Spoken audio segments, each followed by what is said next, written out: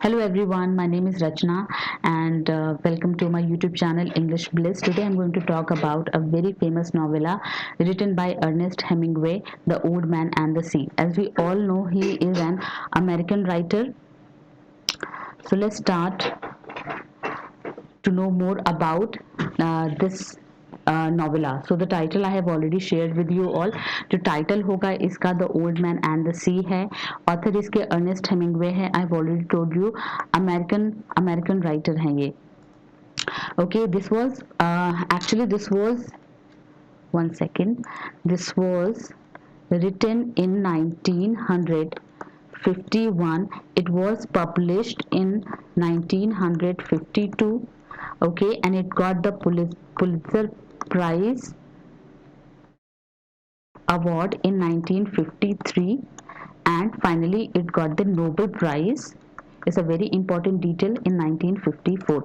So we can remember this by sequence, that 1951, 52, 53 and 54, all 4 years are very important to remember for this novella.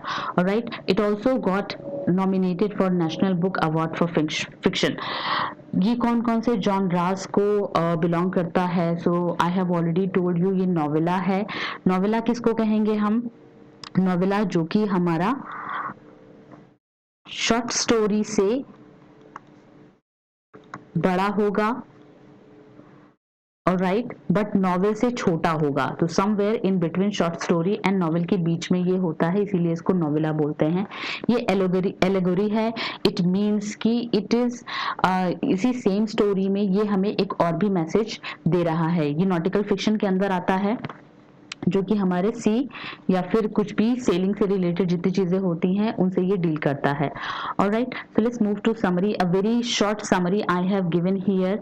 So summary is talking about the story of the old man and the sea centres upon Santiago. जो Santiago है वो इस novella का hero है. वो एक ageing fisherman है जो स्ट्रगल करता है in an epic battle to catch a giant fish, और उसका नाम है marlin, far out in the gulf stream. Alright, so और नेक्स्ट हम नोट करेंगे इसकी जो सेटिंग होती है. Where did it happen? Ernest wrote it in Cuba, Havana, और इसकी जो सेटिंग है नोवेला की वो Cuba and gulf of Mexico. ये मेजॉरिटी बीचेस में या फिर सी के अंदर, ये दोनों जगह पर ये जो सेटिंग है हमारी हम मिलेगी. Now we will move to main characters. जो हमारा फर्स्ट मेन कैरेक्टर है वो सैंटियागो है. Second is the Manolin, third is marlin and the fourth is Joe DiMaggio. Right, so बाकी हमारे पास माइनर कैरेक्टर्स भी हैं, बट ये हमारे 4 मेजर कैरेक्टर हैं जिनको याद करना बहुत ज़रूरी है किसी भी एग्जाम में, whether you are preparing for government examination या फिर आप ग्रेजुएशन या पोस्ट ग्रेजुएशन कर रहे हैं. These characters are very important. ठीक है, तो सैंटियागो के बारे में पहले हम जान लेते हैं. ही refers as the old man of the novella, a Cuban fisherman. ये he belongs to Cuba. Okay, so ये Cuban fisherman है. Despite his expertise, he had extended run of bad luck. ये बहुत ही अच्छा फिशरमैन होता है, उसके बावजूद ये कुछ दिनों तक स्ट्रगल करता है टू गेट अ फिश. ठीक है, इसका एक we can say he is the apprentice Santiago का, जिसका नाम है मैनोलिन, और वो बहुत ही अच्छे से केयर करता है सैंटियागो की by providing his food और clothes etc. मैनोलिन के फादर उसको बहुत मना करते हैं कि आप सैंटियागो से मत बात करो, but he is they both share mentor and mentee relationship. Third character हमारी मार्लिन है. मार्लिन ये एक जायंट फिश होती है जो 18 फीट की लंबी मछली होती है, और वाइल किलिंग दैट फिश, जो सैंटियागो है एक जर्नी शेयर करता है उस फिश के साथ में, और उसके साथ में एक फ्रेटर्नल कनेक्शन बना लेता है. जो फोर्थ कैरेक्टर है ये he is not the direct character in this, but जो सैंटियागो है और मैनोलिन है ये दोनों शेयर करते हैं सेम चीज जो होती है. Joe DiMaggio, he is an American baseball player, और ये कभी भी अपीयर नहीं होता है नोवेला के अंदर, और जो सैंटियागो होता है वो इसको बिल्कुल एज ए रोल मॉडल की तरह वर्शिप करता है और उसको सोचता है कि ये स्ट्रेंथ एंड कमिटमेंट का रोल मॉडल है. ओके, अब इसमें हम देखेंगे कोड हीरो। ये जो कोड हीरो है this is given by Hemingway. Code hero क्या होता है we will get to know in this slide. Santiago जो है डिमॉन्स्ट्रेट करता है the traits of code hero.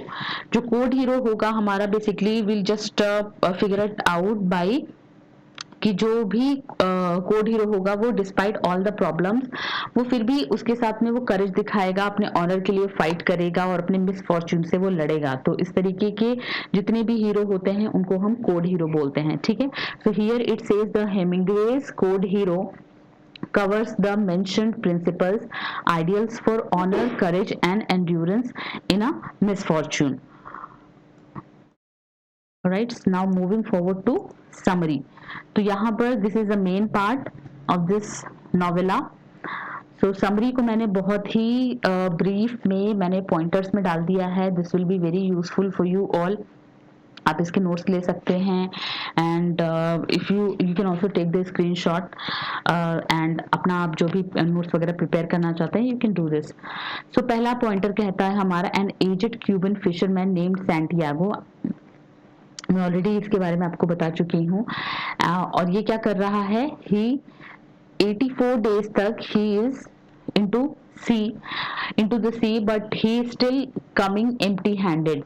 ठीक है, तो जो सोसाइटी है वो उसको अनलकी या फिर सलाव जो टर्म है ये बहुत इंपॉर्टेंट एग्जाम्स में पूछा जाता है। तो ये उसको जो सोसाइटी है वो अनलकी या फिर सलाव ट्रीट करने लगती है। सैंटियागो के पास एक यंग मनोलिन जिसको मैंने बताया था वो अप्रेंटिस है जो कि बहुत ही अच्छे से केयर करता है उसकी, और ये दोनों ही जो डी मैगियो को शेयर करते हैं as a role model. Alright, next है 85th डे पे क्या होता है, Santiago enters into Gulf Stream और दोपहर के टाइम पे वो जो है इसके पहले मार्लिन को पकड़ने से पहले वो एक ट्यूना फिश पकड़ता है। सेकेंड टाइम उसे जो है मार्लिन फिश मिलती है जो कि बहुत ही जायंट होती है। ऑलराइट, सो दोनों के बीच में टग ऑफ वॉर चलने लगती है because both want to win the situation. But इस केस में क्या होता है, थर्ड डे पर जो फिश होती है वो थक जाती है और Santiago somehow he is manage to kill it with the harpoon thrust. उसके पास जो हार्पून होता है उससे वो उसको किल करता है। As Santiago sails back home, जो मार्लिन जब सैंटियागो वापस आ रहा होता है तो मार्लिन का जो ब्लड होता है वो वाटर के अंदर में बह रहा होता है, तो जितनी भी शार्क होती है वहां पर वो सारी अट्रैक्ट हो जाती हैं। बट इन 2-3 दिनों में जो सैंटियागो है वो ऑलरेडी मार्लिन के साथ में एक फ्रेटर्नल रिलेशनशिप शेयर करने लगा होता है। तो वो क्या करता है कि वो उन शार्क से वो लड़ता है टू सेव मार्लिन। बट घर पहुंचते पहुंचते वो क्या होते हैं, वो बिल्कुल स्केलेटन बचता है मार्लिन का। और जब वो पहुंचता है तो जो क्राउड होता है वहां पर उनको लगता है कि ये जो स्केलेटन है शायद सैंटियागो ने किसी शार्क को किल कर दिया है। ऑलराइट, सो उसके बाद में when he comes so he went back to sleep, और उसके बाद जो है वो फिर से अपने लायन की जो जो लायन का जो ड्रीम होता है वो फिर से देखने लगता है। Alright, so this was the summary here. अब हमने इससे क्या क्या सीखा, we'll just discuss about that. First thing we'll discuss is theme के बारे में हम डिस्कस करेंगे। जो मेजर थीम है इसकी, struggle for life and honour. इसमें हम देखेंगे जो सैंटियागो होता है वो बिकॉज वो 84 डेज से फिश कैच नहीं कर पा रहा है तो वो स्ट्रगल कर रहा है कहीं ना कहीं, बट अपने ऑनर के लिए वो लड़ता है। और जब वो सी में होता है तो क्योंकि वो बूढ़ा भी है, ओल्ड मैन है, तो he was not able to deal with the situation, but उसका जो करेज होता है, उसका जो ज़ील होता है, उसको वहां पर वो फाइट करने के लिए मोटिवेट करता है। तो इसकी जो थीम्स है फ्रेंडशिप वी कैन से मनोलिन और सैंटियागो की फ्रेंडशिप, और we can fraternal relationship also marlin and Santiago की, we can say youth and age, again Manolin की बात हम इसमें कर सकते हैं। मैन टूवर्ड्स नेचर, इसमें जो मैन है वो नेचर से कहीं ना कहीं फाइट कर रहा है, तो this can also be considered as a theme. Christian allegory, as I have already explain you, ये जीसस क्राइस्ट के क्रूसिफिक्शन और फिर रिसरेक्शन को कहीं ना कहीं दिखाता है, जिस तरीके से जीसस क्राइस्ट ने फाइट किया और बाद में he became the hero. Alright, so this was all about the summary part. Now let's move to the question portion, जो कि हमें इस नोवेला से बन सकता है. The very first question is, when the novel opens, how long it has been since Santiago last caught a fish? The answer is 84 days.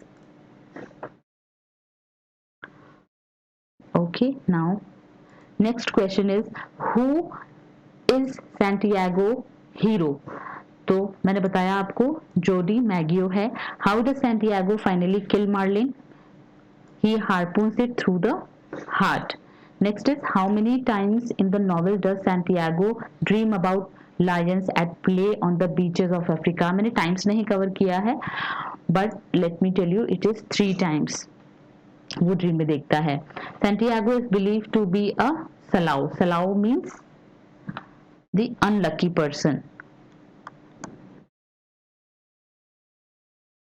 Okay, next is, how does Hemingway translate the word Salau as a depiction of Santiago? ये same question को घुमा करके पूछा हुआ है. इसका मतलब होता है the worst form of unlucky.